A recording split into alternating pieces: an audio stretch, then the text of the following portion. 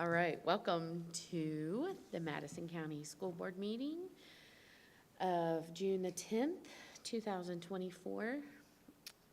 The first thing we need to accomplish is to end our closed meeting. So can someone read the certification statement? Read it. Certification of closed meeting, whereas the Madison County School Board has convened a closed meeting on this date pursuant to an affirmative recorded vote and in accordance with the provisions of the Virginia Freedom of Information Act. And whereas in Section 2.2, 3712 of the Code of Virginia requires a certification by the school board that a closed meeting was conducted in conformity with Virginia law, therefore be it resolved, the Madison County School Board hereby certifies that to the best of each member's knowledge, only public business matters lawfully exempted from open meeting requirements of Virginia law were discussed in the closed meeting to which the certification applies, and only such public business matters as were identified in the motion convening the closed meeting were heard, discussed, or considered. Okay, we have a motion. We need a second. Second. We have a motion and a second. Ms. Patterson, will you call roll, please? Mr. Martz? I certify. Mr. Sheets? I certify. Mr. Wingate? I certify. Mrs. Wood? I certify. Mrs. Collier? I certify. All right, our next agenda item is the Pledge of Allegiance. I pledge allegiance to the flag of the United States of America and to the republic for which it stands, one nation, under God, indivisible, with liberty and justice for all.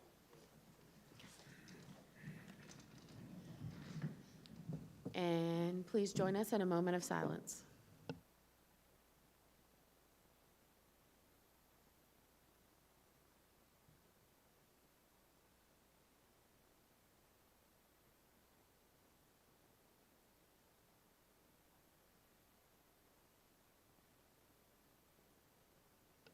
Thank you. All right, our next agenda item is to take some action on the approval of personnel matters and addendum for June the 10th, 2024. I will open the floor for a motion to approve. I'll make a motion to approve personnel matters and addendum for June 10th, 2024, include as presented. We have a motion. We need a second. I second. Have a motion and a second. Any discussion? All in favor say aye. Aye. Aye. Any opposed, no. And motion carries. Our next agenda item is to approve the release from compulsory attendance for religious exemption for student number 1 for the 2024-2025 school year. I will open the floor for that motion. Make a motion to approve the religious exemption for student number 1 for the 24-25 school year. I second. We have a motion and a second. Any discussion? All in favor say aye. Aye. Any opposed, no. Motion carries. Our next agenda item is the consent agenda. That includes June the 10th operating expenses, June the 10th CIP expenses, June the 10th food service expenses, and the expenditures as of May the 31st, 2024. And there's no minutes attached, so we're not approving those this time. I'll make a motion to approve consent agenda Okay. as presented. We have a motion. Second. Need a sec. Thank you. We have a motion and a second. Any discussion? All in favor say aye. Aye. Any opposed, no. All right, motion carries. Our next item is class of 2024 presentation. I think we are inviting the high school up to share some information with us. We're nice and loud, so I don't know why that, yeah, are you nice and loud?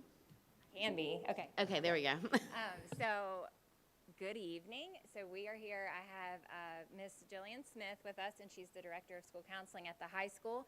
These are pictures that were provided to us, as you will see on the slides, through Victor O'Neill, who had a photographer on duty for us. We had a wonderful graduation ceremony, and just thank you to everyone that came and was involved. It was beautiful and successful, and Ms. Smith is going to share just some outcomes and really a profile of the graduating class for you all to see. And just thank you guys for everything. So this is Ms. Smith. Thank you, Ms. Winham, and thank you, members of the board, Superintendent Graham, for inviting me here tonight to talk a little bit about the class of 2024. So to go ahead and get started, we did finish off with a class size of 135 for the class of 2024. This does include 4 early grads that were with the original cohort of 2025.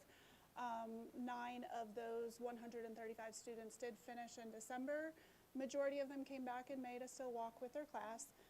And there was 1 senior retention, which we aim for that to always be at 0, but 1 isn't too shabby. So we do have that student working this summer to hopefully finish up what is required to hopefully get that student done by the end of the summer. Yep, there's just 1 credit left, so she was able to get through the SLLs that were required.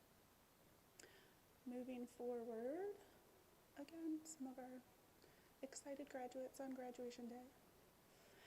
So the breakdown of our 134 graduates was 84 advanced diplomas, which I would say this class was a very high achieving group of young women and men. The advanced diplomas, for example, was up from last year, was at 68. So for that to go up, for that to shift a little bit from standard to advanced and whatnot. So 84 for advanced, 45 for standard, and then 5 for applied studies. If we want to go ahead and advance to another picture, keep going. So the breakdown of the post-secondary plans for our 134 graduates, you'll see that there was 76% that were furthering that chose to further their education. So that's the breakdown between four-year college, two-year community college, trade school, tech school, a few other educational plans kind of all grouped together as far as furthering education, and then 22% pursuing employment and 2% pursuing enlistment. And again, it's interesting to see just the shift in numbers, kind of the shift in trends as we go through the years and whatnot. Whoops. Even looking at last year's numbers, there has been some shifts, back to four-year, two-year trade technical, not quite as many pursuing full-time employment right out compared to last year's numbers. But again, it ebbs and flows and fluctuates. But moving ahead.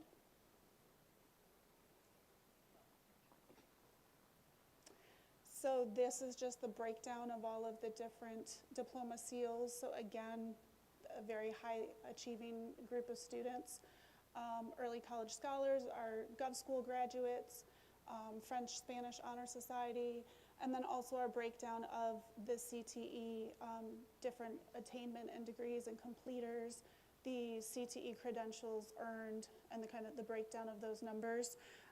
We did have our top earner. There was one senior with 6 CTE credentials earned in his high school career, which is pretty cool.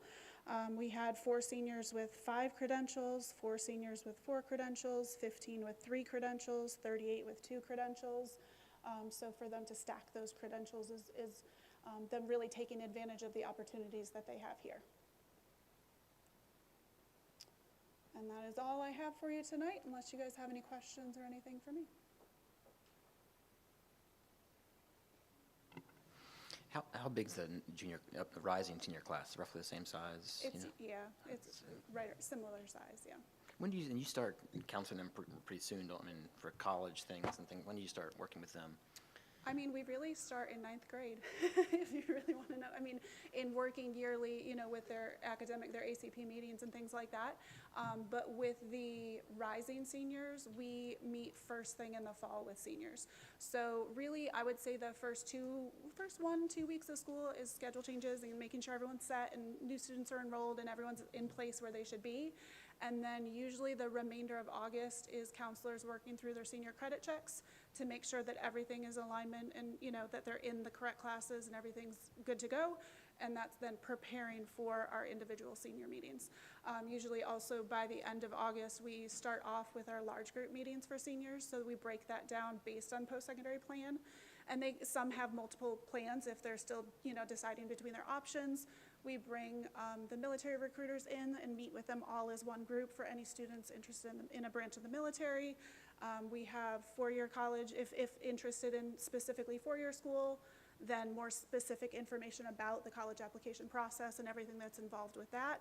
And then we usually have a large group meeting that's more geared towards two-year trade, tech, employment, kind of all lumped together. Again, with a kind of broad overview of all of that information. And then that kicks off our individual meetings where then we meet individually. And that goes through like the end of September. So by the end of September, we've met individually with each senior, following up their individual meeting with their counselors. That then breaks off into the meetings with our career advisor and or college advisor, depending on their plan. I was in a meeting for my job with counselors, and there were a lot of comments about how hard it was to get one-on-one kind of counseling time in the high school level. And so just commend you in your office. I know I get a lot of comments from parents about the number of times they can meet with you, and so commend you, Ms. Wyndham, for it's such an important role doing that for those juniors and seniors. Thank you. Commend you for your good work in that. No, it's an ambitious effort to fit it all in, we'll say that. It's hard work. But after we finish meeting with seniors, we move on to every other grade level to do ACP meetings, culminating, up until March when registration starts. So I mean, from, September 1st to March, we have this timeline that we have to stick to for these more structured, planned meetings. And then you got everything else that pops up in between that you plan for but don't plan for. That's super important. Thank you. Thank you. Any other questions? Thank you. Have a good night. All right, our next agenda item is public comments. We welcome public comments. You can come to the podium, state your name and area of the county that you live in, and let us know what we need to know, what you'd like to share.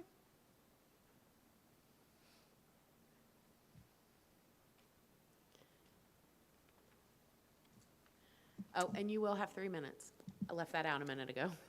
I didn't think that had changed. I'm Annette Hyde and I live in Radiant. My late mother was an early childhood special education teacher for ages 3 to 5 in the Garland, Texas Independent School District, where my younger brother and I attended school. She entered college at age 35 after my brother started second grade. She went on to earn her bachelor's and master's degrees and taught in the school district for 23 years. My mother's differently abled students had Down syndrome, Fragile X syndrome, spina bifida, and many other physical and mental challenges. She, along with her teacher's aide, who was with her for 20 years, enjoyed teaching her students and celebrating the progress they all made. She loved working with the parents who loved her and her dedication to their children. Days off meant continuing education workshops, tending to our family, and much needed rest, especially during summer. Fortunately, my mother didn't need a second job to survive, even after my father died 14 years after she began teaching. She reluctantly retired at age 62 because she physically could not do her job to the best of her ability anymore. Teachers do what they do because they love working with children, sharing their knowledge with them, and encouraging their learning goals among so many other reasons. Teachers certainly do not go into the profession to get rich. I couldn't find any statistics about teachers in Virginia having second jobs to make ends meet because their salaries aren't enough to live on, but I know many do. I was unable to attend the January 24th, 2024 budget work session, but one of my friends did. They texted me about some of the outrageous comments Mr. Sheeds made. He argued against teacher pay. Mr. Sheeds said they chose the job, and they make more than he does, and he doesn't have days off, and he doesn't have health insurance, and he has to work outside in the mud and cold. So the superintendent reminded him that we are dead last in teacher pay in the region, and it's not close. During board comments at the February 12th meeting, Mr. Sheeds asked if the board increased salaries, what do they get in return? A meme went out around social media recently, teacher, noun, a profession that creates all other professions. I challenge Mr. Sheeds, if he hasn't done it already, to spend 1 week substitute teaching at all 4 schools next school year. He might discover that it's harder work than he realizes, and that teachers do deserve their pay raises, their benefits, their days off, our appreciation, and most of all, our respect.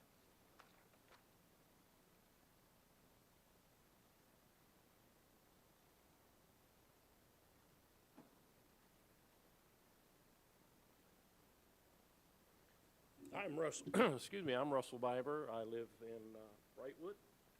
And last month, I was sharing something and ran out of time, but I wanted to share this, just read it to you, and stay within my time frame. But in the education period of 1850 to 1877, under the heading professionalization, one of the major functions of early superintendents was to introduce a uniform course of study in schools. Under their direction, City Superintendent William H. Wells' graded course of instruction for public schools of Chicago, published in 1862, was adopted as a teacher's manual by many cities and set an example that would be emulated for years afterward.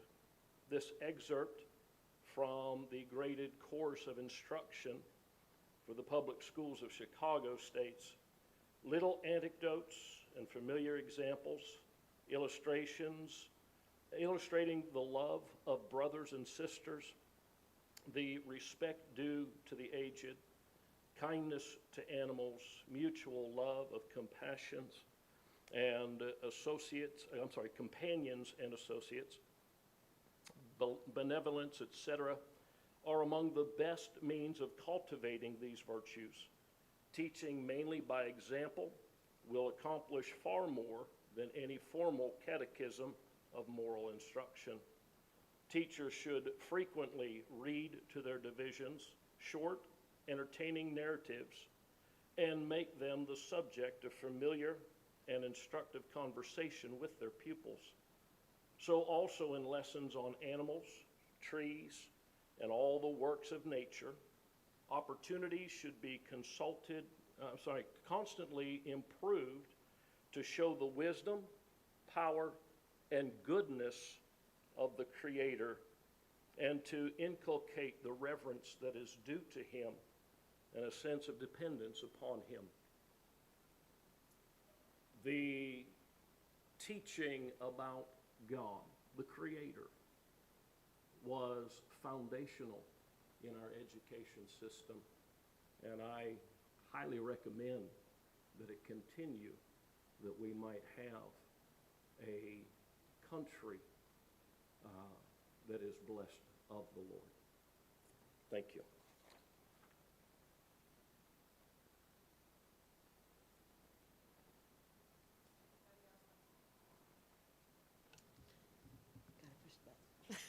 Would anybody else like to address the board?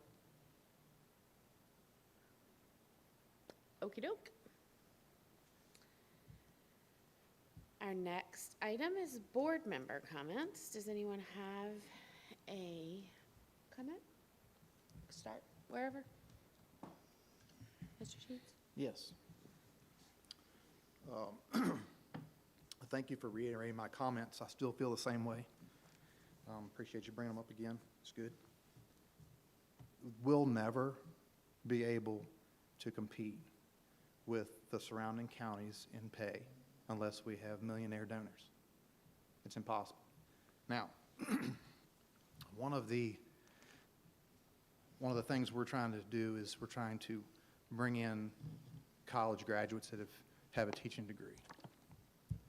And on that pay scale, that gives them $250 more a year. I know schools don't go off with a 40-hour week schedule, but what I'm used to is 52 weeks a year, 40 hours a week, 2,080 hours. And you divide $250 by that, and you get a raise of 12 cents per hour. It's not a whole lot of money. So rather than coming and attacking our decisions on the board, maybe we could offer some solutions for the board. Mr. Wingate, do you have anything? As two things, I was just thinking of those two comments. The first one, responding to Pastor's comments, I read a good article, and I read a quote that kind of reminded me of that a little bit. It's a quote from John Adams. He said, real quickly, the purpose of education is to produce good men and women and useful citizens. And it's a great quote for us to think about. Produce good men and women and useful citizens. So we're thinking about from John Adams. And the second comment, just responding,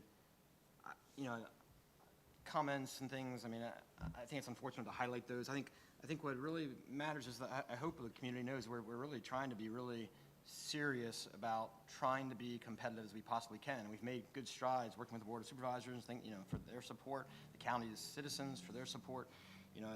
We matched the state's raise, and we went beyond that. How much total? What was the total amount that we raised beyond 400,000? Is that what it was 400,000 beyond the 3%?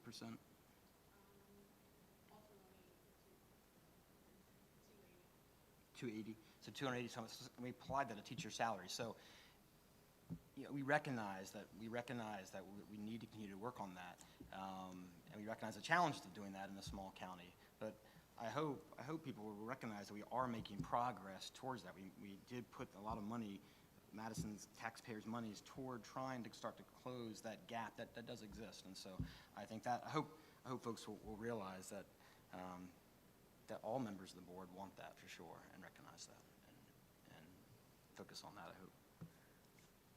Anything? Ms. Wood? I think Mr. Wingate said it best, like, we are trying to do what we can for teacher salaries and to do what we can to further that goal of making good human beings in our county. And, yeah. I agree. Okey doke. We will move forward with the instructional report of special education.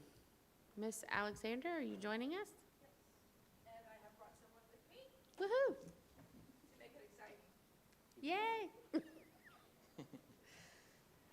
Breckenridge is joining me this evening. I'll sit until my turn. Okay. There should be a PowerPoint. Any minute now. The man behind the screen. There we go.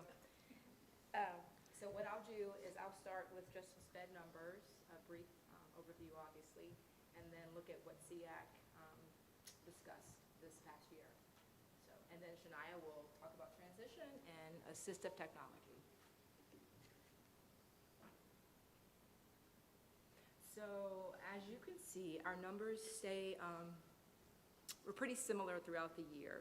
We have at the beginning of the year a little influx, new students, happens every year. So we were in August of 2023 right at 186 students. By December, we had dismissals or students leaving the county, and we were at 178. This pattern holds every year.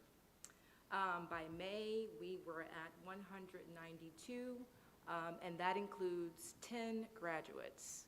And so we're right around 10.5, 11% of our student population identified as special education kiddos or in need of special education. So SEAC met 4 times this year.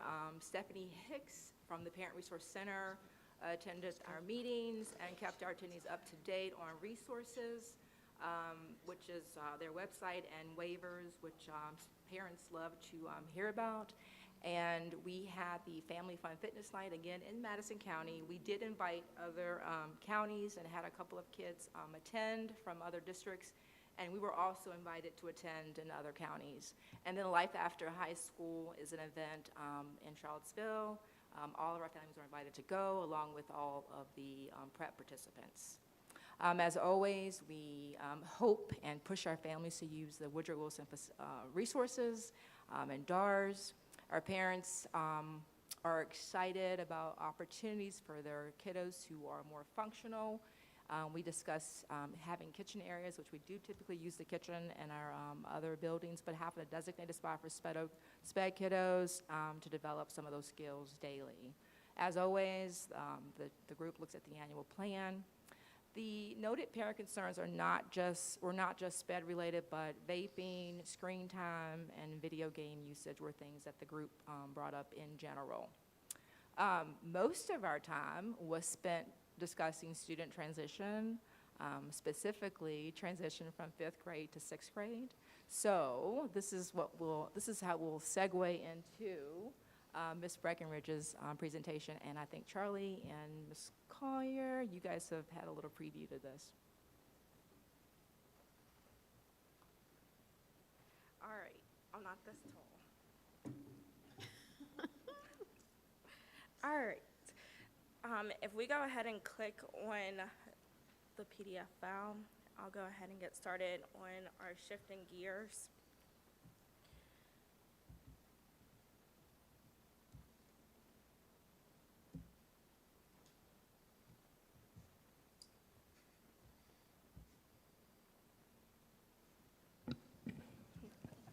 I also attached the PDF to Board Docs, so we can pull it up that way as well.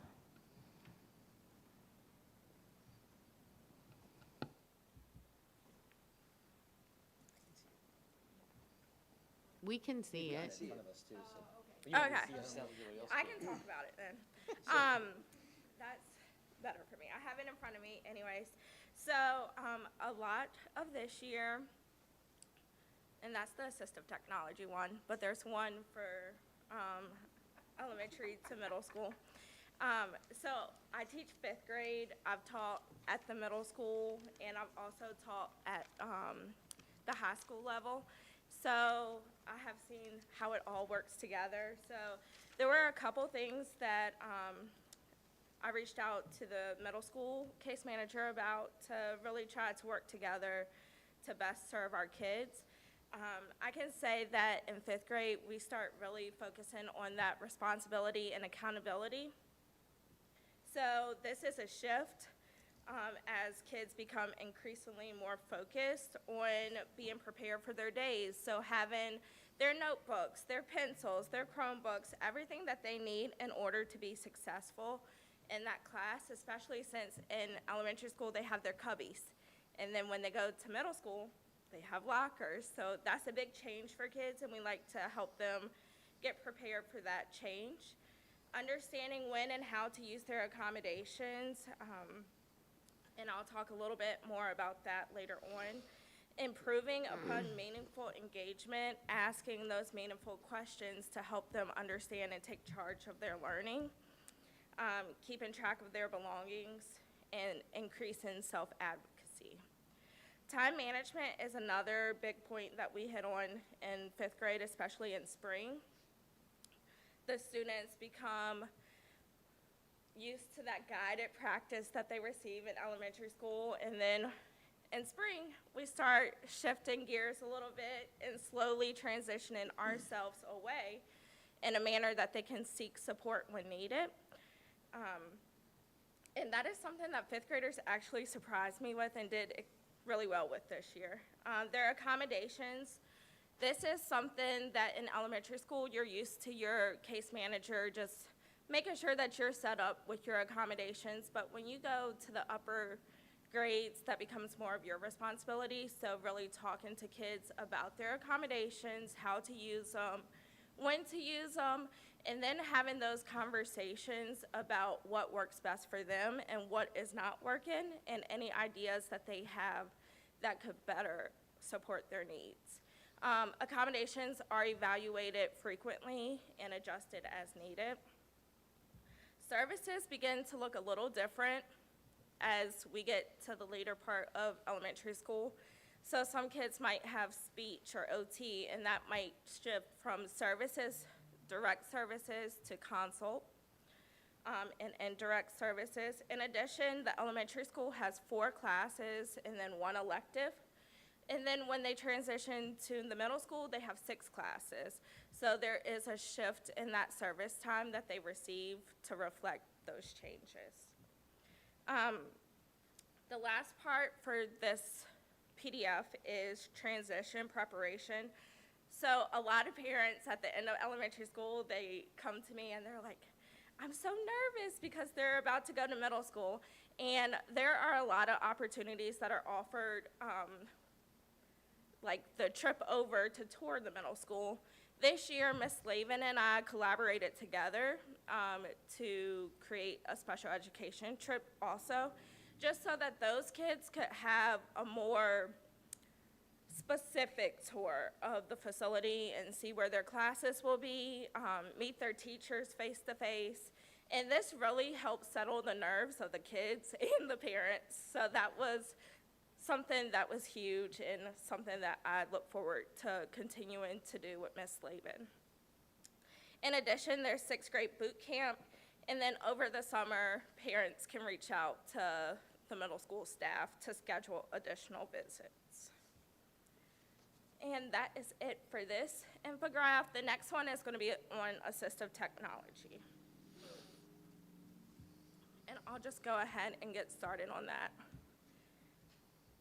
So the first one that we have is Snap and Read, or speech-to-text software. Students can use Snap and Read across multiple settings to access reading materials, directions, and information that is above their independent reading level. It can also translate into the student's native language, which is really helpful for teachers who do not speak their native language. And it helps the students really understand the material. Students can replay this information as many times as needed, which is also good for processing the information that is presented. Snap and Read can't depict tone when it's reading it to kids, so that is an area that if a kid has a question on tone, it's something that would have to be read aloud just for them to understand. And then students have to understand how and when to use this information, especially as we transition to testing. It looks slightly different, but once they understand the symbols, they're able to access it across all platforms. The district threshold for using Snap and Read, letter and word recognition and or decoding score of 80 or below on normed reading assessments. It can be used in all classes, whether it's English, science, social studies. They can use it wherever they have their Chromebook. And it also carries over to district and state assessments. The next one is co-writer or voice typing. This is one of my students' favorite accommodations to use, just because voice typing has become so widestream. They can use it on their phone to text their friends. They can use it on Google to look up information. So it is becoming like a life skill for them and something that they can practice in school and carry over into real life, which they love that. The benefits include improved access to the computer, increases writing production, improvements in writing mechanics, increased independence, decreased anxiety around writing, and improvements in core reading and writing abilities. Students have to go back and replay and reread the information that they type using voice typing, so it gets them to really focus on editing their work at times and really translating what they want to say into written format. This can be used for writing responses to questions, writing assignments and assessments, and that includes district and state assessments as well. The third one is Desmos, or a calculator. This is something that kids also have access easily on their phones and in society as well. There are opportunities for kids to use this for math and science, because as you get to a higher level of science, there becomes math involved also. And this is something that kids need practice with, because more times than not, I'll see a kid translate it incorrectly, So we're still teaching them how to do it with pencil and paper, but we're also using the calculator as a tool to help check their work. The fourth one is something that we don't use too often now, but it is something that could potentially help kids when they're in high school reviewing notes and replaying lectures. It's called Smart Pens through LiveScribe. And so it's a notebook that has a special pen, and they have to be together. It is a little costly, so this is something that is reserved for kids who are going to use it. So simply speaking, you can write the word dog, and you can hold it down, and it will record whatever your teacher is saying about dogs. And then at the bottom of the notebook, there's a play, pause, skip button that the kids can use the pen to do play, pause, or skip. And they can hear what the teacher is saying on that information. I think that this is a tool that is especially important for kids as they get into high school, just because they can go back and study the information by hearing it again. They don't have to try to recall that information strictly from their brain. And I think that for kids who have the desire to go to college, it's also a tool that they can carry over there too. But that is all that I have. Any questions? I have a quick question. When do students start attending their IEP meetings? And if this transition to sixth grade is like one of them, I mean, do you guys start as early as elementary school? I know they do in the high school. And middle. Okay. A lot of them want to hide from their IEP meetings. Yeah. But if a parent and student want to attend in an elementary meeting, it's definitely allowable. We don't turn any kid away from any IEP meeting. In fact, we want them to start as early as possible. It's just a little uncomfortable at times. We've had kids attend their eligibilities, which it just depends on the kid and the family, so. I wasn't sure, like, at what age they learn to, like, what are their accommodations? They're so, when they're little, like, you just kind of get pulled out and you're doing reading stuff. Shania and I were talking stuff. about that, and better using their accommodations, and sometimes accommodations, they outgrow accommodations and they become more laborious than anything, so actually monitoring and seeing when it's time to adjust those has been really important. That's why teaching them in elementary, the earlier the better now, and understanding. There was a time, if you'll remember, where kids weren't told they were in special education or receiving services. So now it's more or less talk to them about why they're in and how this can work for them and better their experience in school. I will say that not many of my parents, I talk about it. Yeah.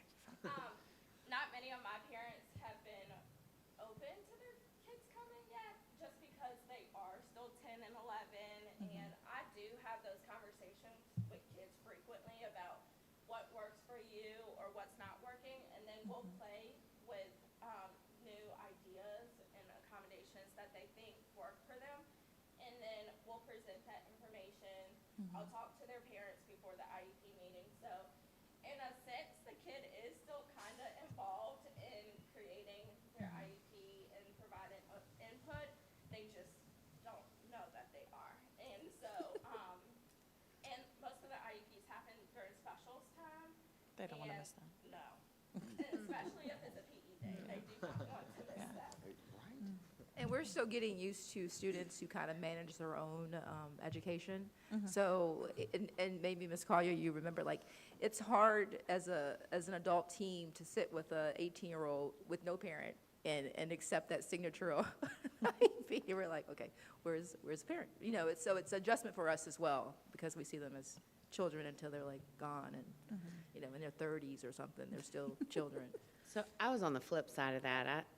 My oldest came to IEP meetings when he was in second grade because he was in charge of his own learning. And that's how we taught him, that he was in charge of his own learning. Of course, we were there too, but, and we had a portion of the IEP meeting where he was there. And then the other portion was about scores and the hard to hear stuff. And so I kind of organized it that way, but I'm probably Well, Culpeper does student-led IEP meetings in side. fifth grade. like the fifth graders take over their whole IEP meetings and do a presentation and their transition plan for middle school and things like that. We've had a few high schoolers that have been willing to do that. But I don't know, our students prefer if they can get away with not being part of that. But more and more, they're participating meaningfully in their IEP meetings. And I've seen it in 504 meetings where they're just like, yeah, no, this is fine, whatever. Like, I want to go do my thing. Like, so. We had just advocacy of himself at the high school level, and so he was not shy. His mom was not shy, but he was not shy when he needed something. Oh, no. So, and Miss Alexander was the assistant principal here when he was here, so he wasn't shy. But that was kind of born and bred in him, you know. So yeah, he attended his early on. But. Thank you for your presentation and all your work with the students. On the second slide, you talked about parental concerns. Can you talk just real quick about kind of how we're addressing that vaping, screen time, and video game usage? Kind of how are we addressing those concerns and trying to balance that stuff? I think for us, in our meetings, our SEAC meetings, it's a conversation, and it was a personal thing, parents discussing how they can go about managing that screen time. And of course, with Stephanie participating in the meeting and having attended lots of SEAC meetings, she's able to share out ideas, strategies. The vaping was just, we've heard that vaping is an issue. It wasn't necessarily our students are interested or vaping. So we just had those conversations. And Betty Jo's not here, but there were, I know, discussions and students that were being caught vaping. There were consequences for those things and education around why vaping is not good for you. So, and I think sometimes if parents don't know that those things are addressed in school, it's a concern. But once they realize those things are being addressed in school, they tend to relax a little bit and know their kids aren't going to be exposed to everything in the world, especially when their kiddos don't come home and say, guess what happened today? I guess I was wondering if you think, it's probably hard to know, but from anecdotally, is that those things more of an issue in the special education population than the rest of the school, do you think? Or it's just kind of bleeding over because the whole school has those concerns, do you think? When I don't want to speak for the high school, but I don't, and middle school, but there's a population of SPED kids that require higher support and supervision. I don't see that population as being as affected by those things. And then we have kids that are much higher functioning that most folks don't even know that they have accommodations or services that can get wrapped up into certain things like any other kid. So it's just kind of monitoring, because sometimes there's a little bit of, they're just a little naive about certain things, just making sure their protection's in place. But that's any kiddo in middle and high school. They all need that level of supervision. But And the last thing I'd say is just I kind of touch, I don't know if the Medford Games is exactly in this, but a lot of the same students, I'm sure. Yes, A yes. shout out to, I was Yes. at one of the basketball games, and just so joyful. And Yes. It's a fantastic idea. yes, And and it's a beautiful- kickball. It's a beautiful Yep, thing. Kickball. yep. Kickball. And we're adding track, I think. We're trying to get involved in track, so Yeah. we'll see about next year It's so with awesome track. you've done Yep. that. It's fantastic. Really Yep. is good. And watching those Yeah. children, the joy of watching them compete in that way and the lessons they Yes. learn. And I'll say too, my son was like a mentor type thing. Yes. And the things that he learned, the students those on that side of it learned probably more than the students on the other side. So Yes. it's really a win-win. It's a So wonderful. Commend you it's- all for that. It really yes. is. Everybody benefits, and that's what's so perfect about that environment, is that everyone benefits. Even the folks that are just watching, and like you said, experiencing that joy, and cheering for kids that aren't on the home team. Thank you. Thank you, guys.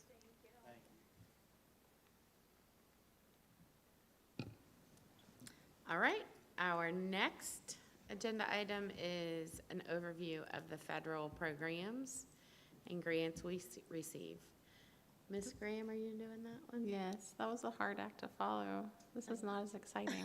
So this is, I'm going to provide you kind of like the Cliff Notes. Do people still use Cliff Notes versions? Of It's called Google. Google thing, yeah, that's true. Of the Google version of the business approvals, because you do have the title grants tonight. So we're going to use this time just to kind of do a broad overview so you don't have to Well, I know you'll go through all those pages below, of course, you already have. But anyways, to start with Title I, for Title I, we get $399,411.65 in our title grant. That's our largest title grant that we're doing tonight. And that is to fund the children from low-income families. So our Title I schools are Waverly, Yow, and Madison Primary. So the money in this grant supports preschool teacher, instructional coaches, reading specialists, the Ritter program, the Reach It Through Reading, where we have the team of teachers and administrators that'll go out. They're going again this summer around the 4th of July week to deliver books to homes. They usually go to over 100, or give out books to over 100 children, different locations throughout the county. It's used to purchase instructional software, some professional development for teachers, author visits, and to do the One School, One Book program. So a lot of stuff comes out of Title I. Okay. Next one is Title II. This one is our strengthening instructional leadership and teacher quality. So that funds building a stronger workforce for us. So we use this money. We get around, and again, this will change. They'll put out as we get closer to the new year starting, exactly how much funding will come. For now, our best guesstimate is $69,405.69. So in this grant, we fund the new teacher induction and mentoring program, curriculum work, which has already begun for the summer. It covers part of the salary for the reading specialist at Waverly. It covers paying for endorsement, like licensure tests that teachers need to become fully licensed. It provides tuition reimbursement and coursework that teachers need to either add an endorsement or to become initially licensed. Substitutes, if we need teachers for this, it says VLAPD. So for teachers to attend next year, we're going to be letting them leave class to do the required state training, which is coming up in your policies here in a second, to cover the Virginia Literacy Act. This will allow for us to get substitutes, so teachers will be able to do that during the day, around once a month. And then just other professional development opportunities. When teachers want to go to conferences, this is a pot of money that can come from. Yeah. All right, next. Title III, this covers ELL. We get a whopping $4,219 for that. So it, 4,000, yes, that's all, yes. But use every cent of it. So it provides coverage for the software that we need, the Elevation platform, and the materials and supplies for parent engagement events. If you were able to attend one of the cookouts that Caitlin Racer does for her ELL students and their families, they're awesome and amazing. She gets different community organizations that come together, hands out books to the kids, does fun games. So this money from this grant goes toward those events. What is our population numbers? I'm gonna, off the top of my head, around 45. Okay, thank you. I will get you something more precise, but best guess. I'm making a note to get you the exact. All right, and then our last one for tonight is Title IV. Title IV is $30,594.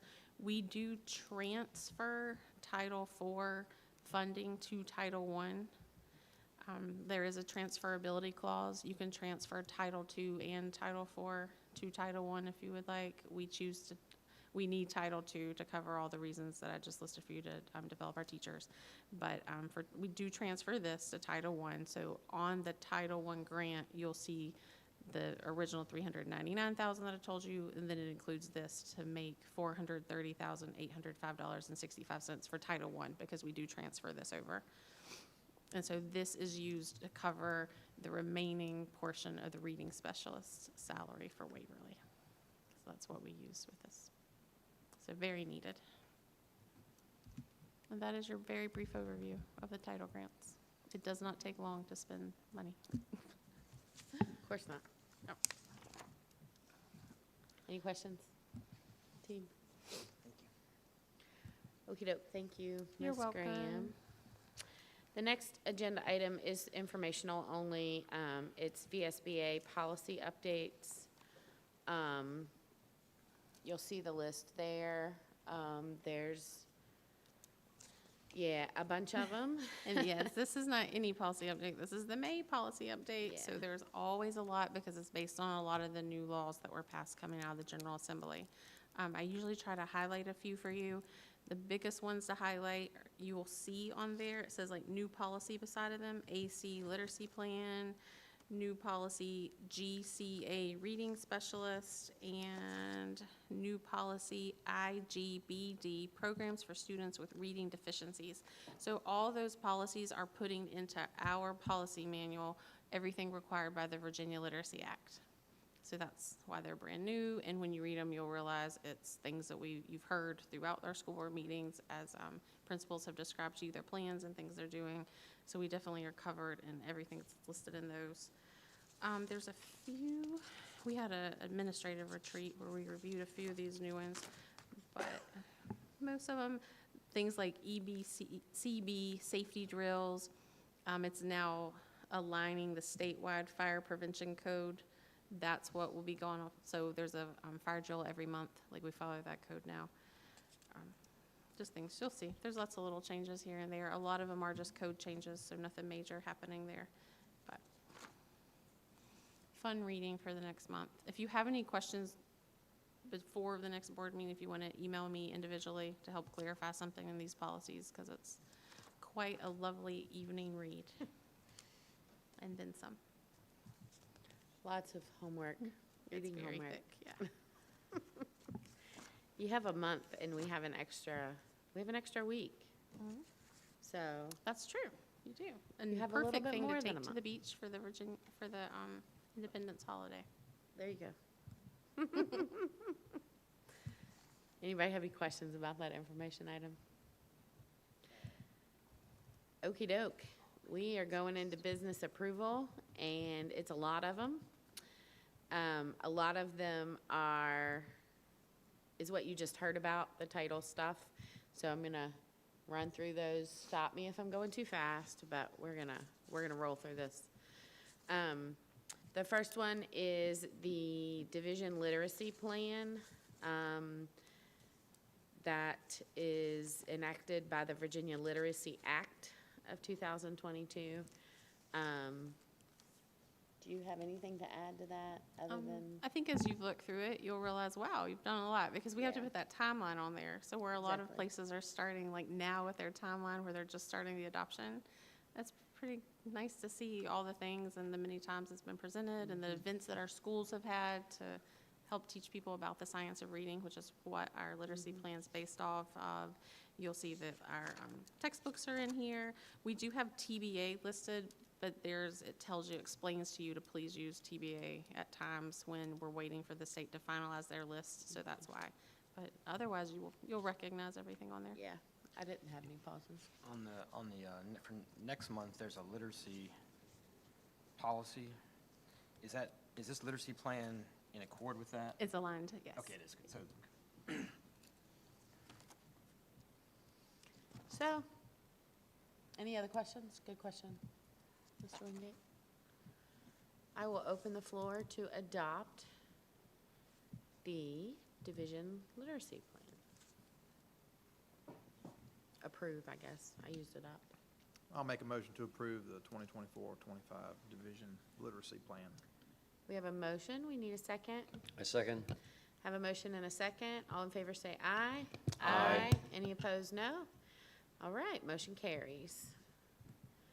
The next one is to approve the Title I Improving Basic Aid Programs as presented. Open the floor for that motion. Motion to approve Title I, Part A as presented.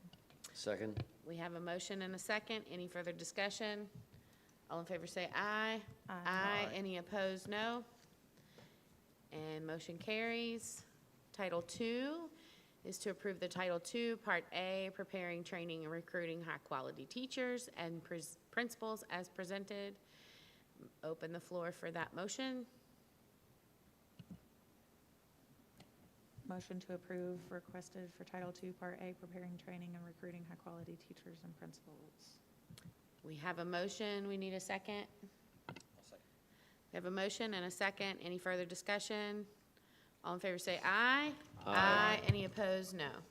Okey doke. We are on Title III, Part A, Language Instruction for English Learners and Immigrant Students as presented. I'll open the floor for that motion.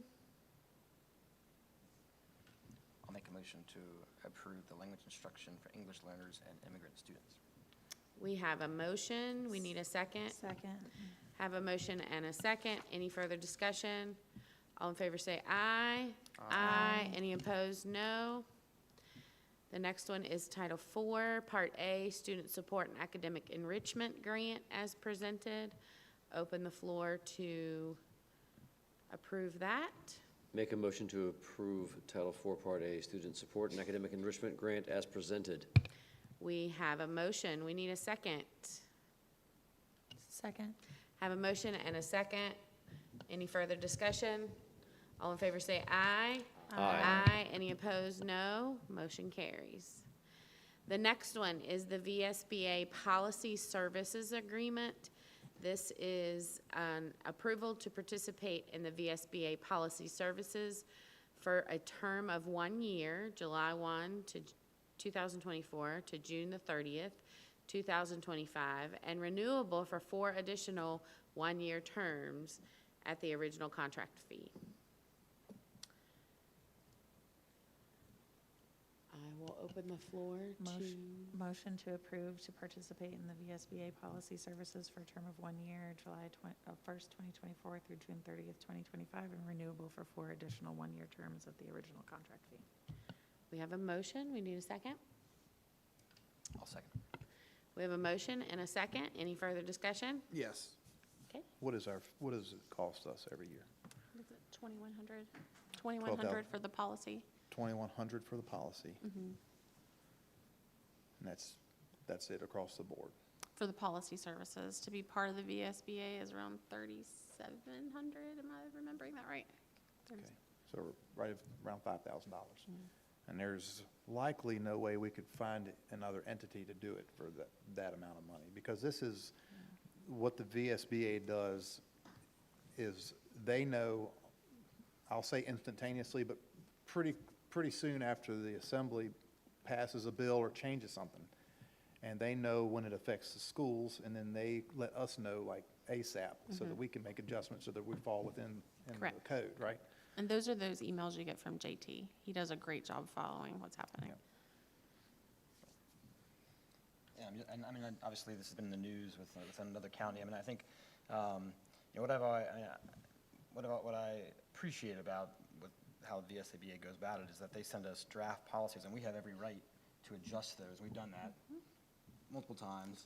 And so, I mean, and they also talk about there's local control, which is, which I think, I'm certainly I don't want. So I'm comfortable with the VSBA and with the recognition that we adjust those policies when they come in if we think it's best for Addison County. So I'm supportive of it for that reason. Any other further discussion? You ready to vote? All in favor say aye. Aye. Any opposed? No? All right, motion carries. Oh, I hit it 2 times. The next item is to be a member of VHSL. This is to approve the Madison County High School to apply for VHSL membership for 2024-2025 as presented.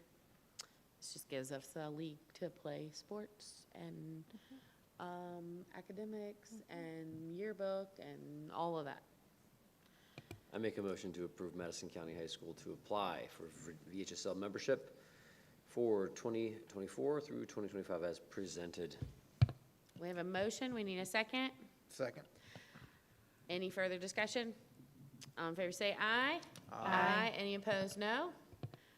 All right, motion carries.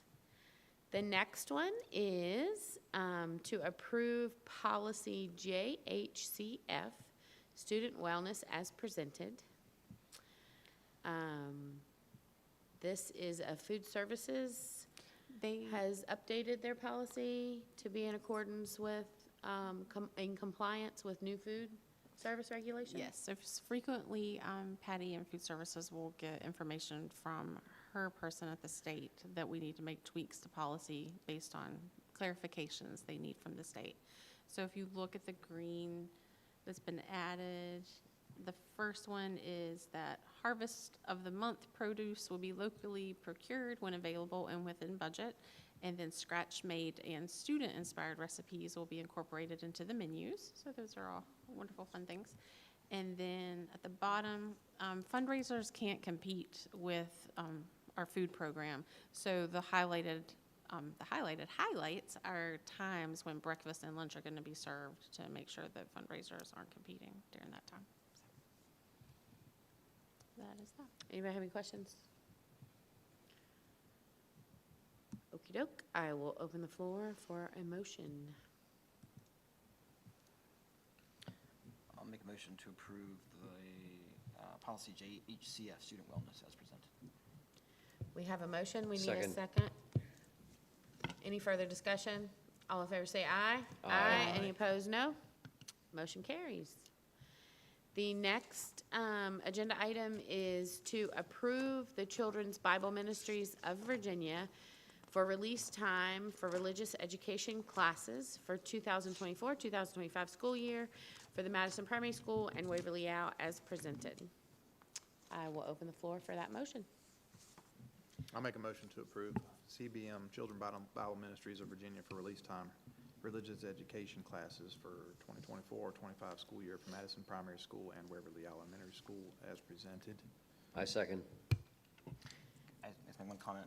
I'm all supportive of this for sure, but just so the board knows, I've talked about in the past about wanting to expand this opportunity for parents to the middle school, and still working on it with CBM. So still hoping that we can do that, get the parents an option, but it's they're not really ready to say that in the policy letter or anything now. So I think it's good, but just so the board knows, I think they're still interested. They can find support, and I'm certainly still interested in providing that option to parents. So if they're able to source it, then we may come back and ask for that. They may ask for that letter for the middle school if that happens. Should I read the letter? Should one of us read the letter? Or does it matter? I don't know. I don't think you need to. Everybody's seen it. I think we're good. Everybody's here, can read it? There Okay. was an increase this past year in parents releasing their students for compulsory attendance to attend these programs. There was what? There was an increase in students attending these programs this past year. The primary school had a 14.6% increase from 226 students to 259 students, and Waverly had a 2.64% increase from 227 students to 233 students attending. Nice. Do you know what roughly percentage that is of the school?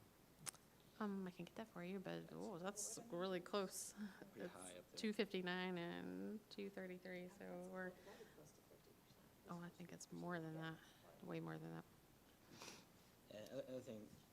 Other thing, just so you're tracking, Miss Wagner, Diane Wagner's done it for 40 years, is retiring this year. And so, Anna, did you check with the legal, or someone talk about, we like to do a community resolution just to also say thank you for your support to the community for 40 years, a lot of children, and so interested in just recognizing her for her support.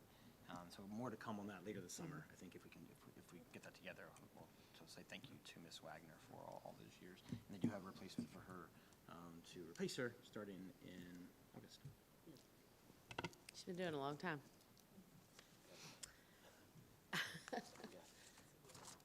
When I was a child at the primary school, I just will add just a small anecdote that the trailer is parked off of school property when students go to it.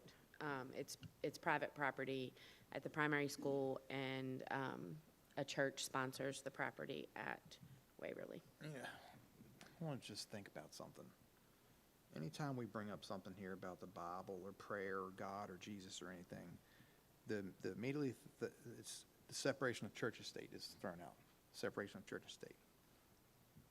Well, I don't see much separation of church and state when the state tells the church they can't be on school property. They're governing the church at that point. There is no separation. Think about that.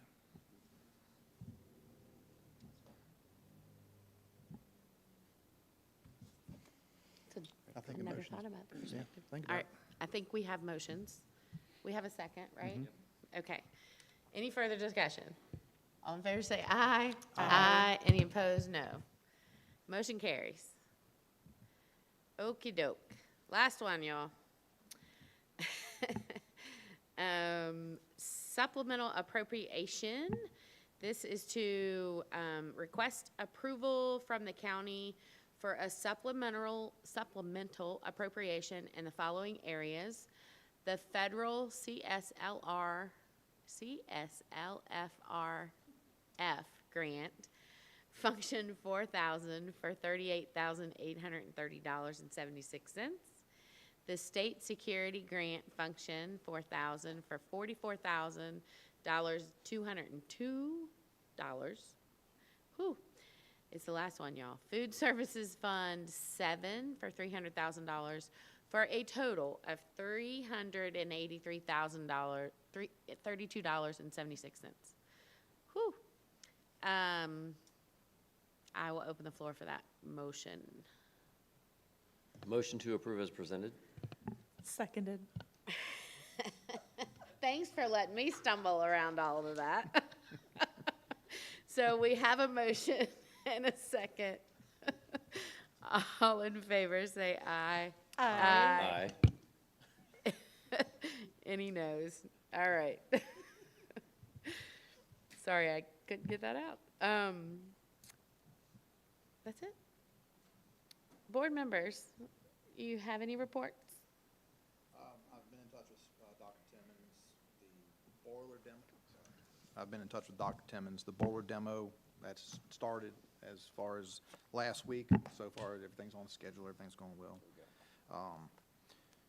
There's been a lot of discussion around water, school water, questions about the testing and how healthy it is, or if there's any contaminants. So that's supposed to have started Thursday of last week, and then by the end of this week, we probably have some results back. So we'll know. I think the last time it was completed, he said it was 2017. By testing now, we'll be ahead of the new requirements that are coming out, so that we won't be behind. We'll be actually ahead, and we'll continue on that path. He put in here the new draft regulations call for obtaining 5 samples per school. As of right now, draft regulations state that all schools should be sampled once in 5 years. So anyway, we'll be doing good.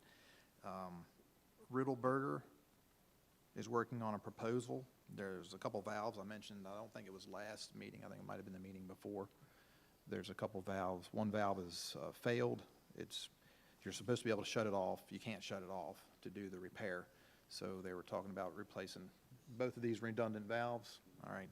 I talked to Dr. Timmons today. He said that quote came back kind of way higher than he expected. So he's asked him to re-quote it again without doing the freezing procedure.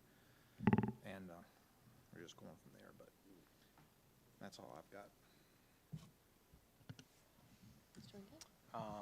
Just one, had the honor to take part in the graduation ceremonies, and just want to, it's not here, but commend Miss Winham and her whole team for a really professional graduation ceremony, 134 graduates, and so commend this division, and it's a beautiful day, and exciting, fun to see the happy, proud parents, and the culmination of their career at Madison County. It's always an exciting, happy day, so thanks to everybody who took part in that and helped provide that for the students.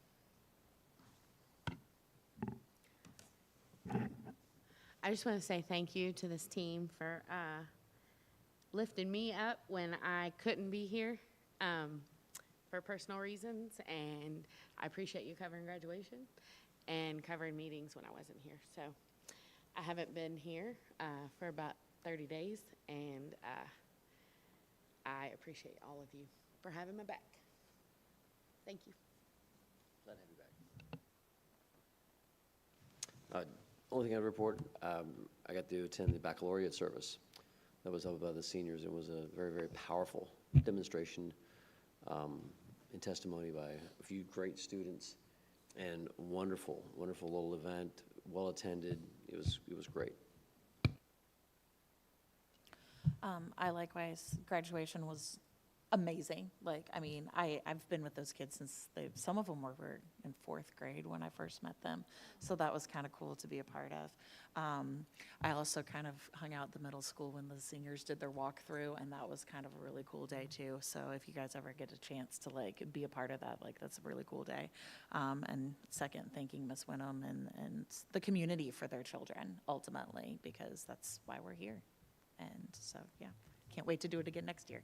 It's going to hit a little different, but if we'll do it again next year. Okay, I just have 2 things to report. The first is the awesome job that Patty Sill and her team are doing with summer feeding. I want to tell you guys some of these numbers because it's amazing.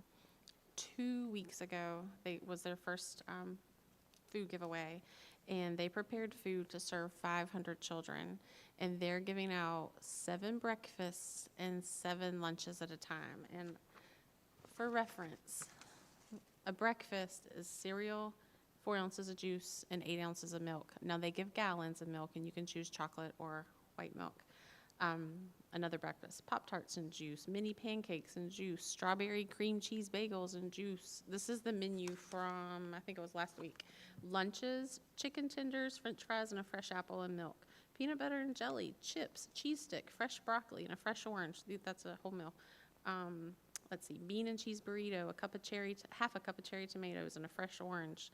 Turkey crackers with cheese and a cup of cherry tomatoes and a fresh orange. So that's the kind of food they're giving out. Cucumber slices, like meals. So that's a serving for every kid. So that totaled 3,500 breakfasts and 3,500 lunches. They ran out. The next week, she prepared 600 meals. So that was 4,200 breakfasts and 4,200 lunches. They ran out again. Tomorrow, they're preparing for 800 kids. That is unfortunately going to be their cap for what they're even able to produce and get ready. So that's going to be 5,600 breakfasts and 5,600 lunches that people line up for at 4 o'clock. And anyone's welcome. We do have some people coming from outside the county, which is totally fine. It's for any child, 18 and under, that parents need help feeding their students, including homeschool students, whoever. If you have a child in the community, you're welcome to come. They also send home bags of breakfast and lunch for Saturday and Sunday for our students attending the Boys and Girls Club, because those students eat on campus. So they're also feeding. You can come and bring your child to eat these meals during the week. If you're unable to pick up, your child can come and eat. So that's amazing what's happening for the community this summer. The other thing where Dr. Timmons has been handling the lead concern in the water, I decided to do what I could handle, and that's the water tasting. So I've been around to all the schools. I've drank from most of our water fountains. I sampled. There was only 3 water fountains that I felt like gave like a chlorinated taste, and those were in Waverly. I'm going to go back before I make a determination about them, and then Dr. Timmons is going to help me, but I want to go back first and see if maybe it's just the water fountains, since they maybe haven't been used often. After I let it run for a little bit, though, I felt like the taste kind of went away. But otherwise, if you want to have a sip of water before you leave the high school today, I didn't feel like there was a taste in the water here at middle or the middle school, the high school, or the primary school, and from several of the fountains at Waverly as well. So I'll keep you posted on those 3 fountains. You're welcome. I was very well hydrated.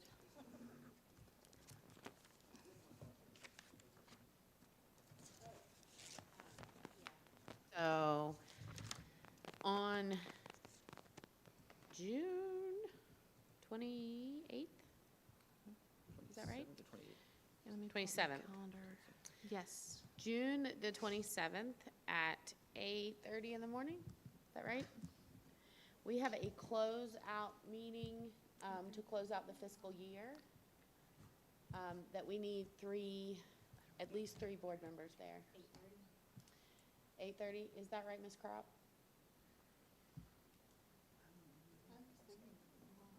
I have it in my calendar already for 9. 9. I think Okay. It's 9, yeah. It's 9. I'm sorry. Ms. Crop said it was 9, so it's 9. June the 27th at 9 at the school board office. It takes 15 minutes, if that. I mean, it takes longer to get the meeting sanctioned or whatever than it really does to do the meeting. So, we need 3 board members there. Who? Okay, so Mr. Wingate can be there. Ms. Wood can be there. I can be there. I can be there. Mr. Sheens. I don't need to be there, I'll work. Okay. As long as we have 3. I've cleared my schedule already for that day. Okay, perfect. As long as we have 3 people, that's all we need.